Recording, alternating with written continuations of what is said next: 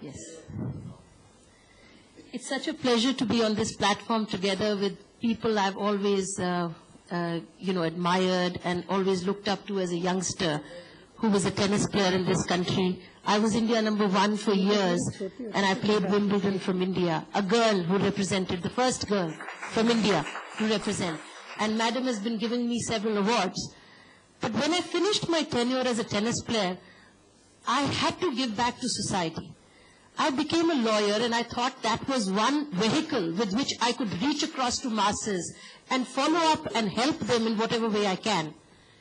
When I used to work here in the Supreme Court, I realized that the problem exists of the women, which everybody is talking about, that this is the problem, that women are, 92% of the women are underprivileged, they're not able to get the right education, we have people in the villages.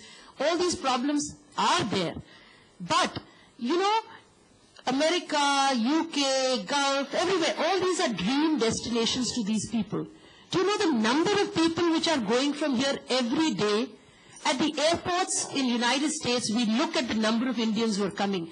They're thronging the gurdwaras, the mandirs, the masjids, where I live in California.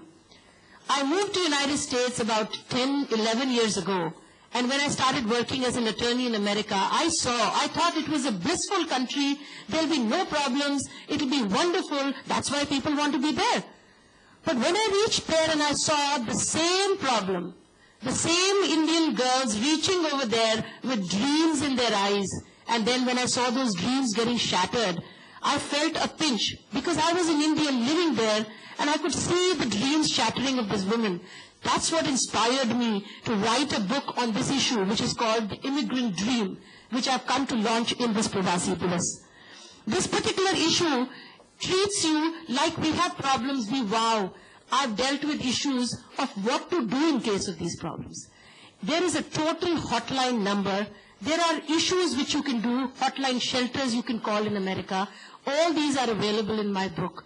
You can have something called a language access card, which you can cut out of this and put it in your pocket. Any girl who does not understand English can get an interpreter in the United States or UK or Canada, and she can get access to a free attorney. These are things which need to reach these girls. It's no point us just talking about it. It has to reach them. But when I reached the United States, I realized that every single girl who comes to me is stripped of her dignity, is in a significant state of mind. This is not only happening to poor girls, it's happening to very rich people. Where I am in Silicon Valley, the engineers particularly, now they don't want dowry anymore from girls.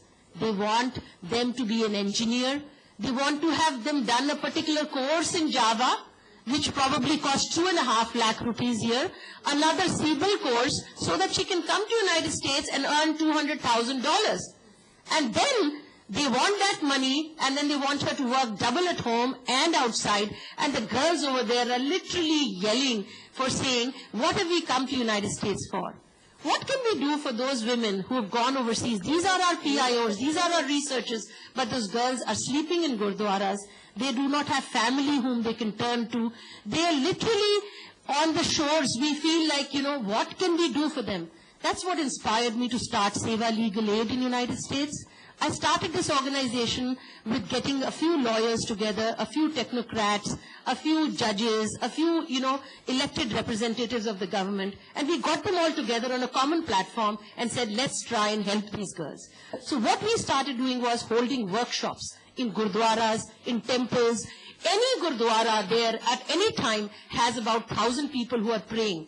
And every time I see every person going and putting 100 rupees, not 100 rupees, $1 or $2 in the place, they always say, जी हमारे लिए pray कर देना हमारा immigration status हो जाए, हमें green card मिल जाए.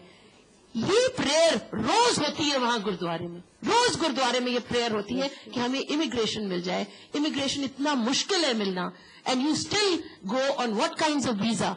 We do not have any education in this country about what immigration status are you going on. When a girl goes on a married visa, she's sent on a student visa. She's sent on a visitor visa. Do we know the do's and don'ts of a visitor visa? She cannot work in that country. She has to return in 6 months' time. On a student visa, she can only study. She cannot earn. But if she goes on a marriage visa, she should go on a marriage visa. Whereas we hear that people, touts, agents, keep on informing them, and also the boys' grooms keep on telling them it's easier to go this way. And these gullible girls just follow the pattern.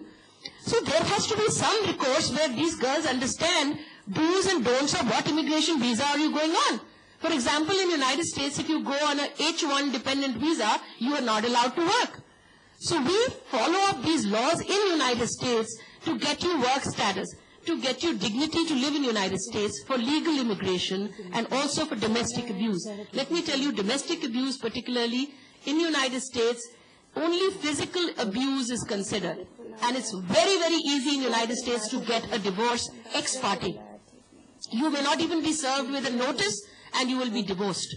We have to understand the differences of laws in both the countries when we try to go there. These laws need to be made available to Indians here. That's what I would request the government and the National Commission for Women to make these laws available to girls here so that they know these laws before they go. Not after they have suffered and they do not know where to go. These need to be distributed among the young girls here in their regional languages, in whatever languages can reach them so that we do not suffer. Just physical abuse is not the only abuse, and emotional abuse can be more scarring because emotional abuse continues even after the relationship is over. And I want to tell you one suggestion from my side. If you want to talk of empowerment for women, we women need economic independence. Economically, we need to be empowered. There is a very good law in California I've seen, and I propagate that law very much. It is community property. When a woman sits at home and looks after the children and looks after the home and enables the man to go out and earn, she is an equal inheritance to his property. Whosoever named the property, may be the man or the woman, automatically on the divorce, the account splits half into half, property splits half into half. There's no question. If the man wants divorce, yes, he can go. If the woman wants, she can go. But the property is divided, which gives a woman an equal standing to start her life. Not the way it is in India. Man is up here and the woman is here. That's why the struggle is continuing. You can make as many laws in this country to try to make the woman equal. It will not happen unless we have economic equality, which is guaranteed to us by the Constitution, but not given because we do not have economic equality in this country. Many times for economic reasons, women do not leave their home, and also they are forced to live with a man for economic reasons. And this particular action needs to be discovered.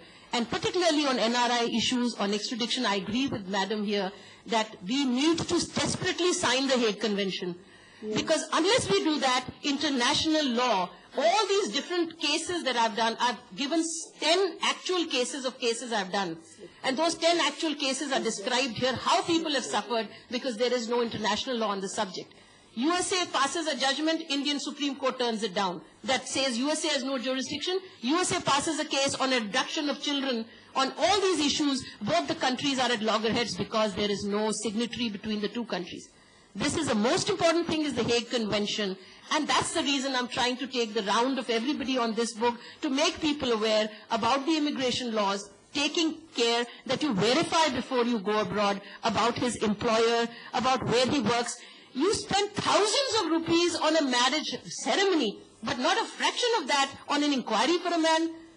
Every time I get these cases from Shadi.com, from eHarmony.com, it never stops. All these end into a disaster unless you are careful that you make that inquiry before you go. And once you're there, you can always contact and get these helplines and make use of this. Thank you very much.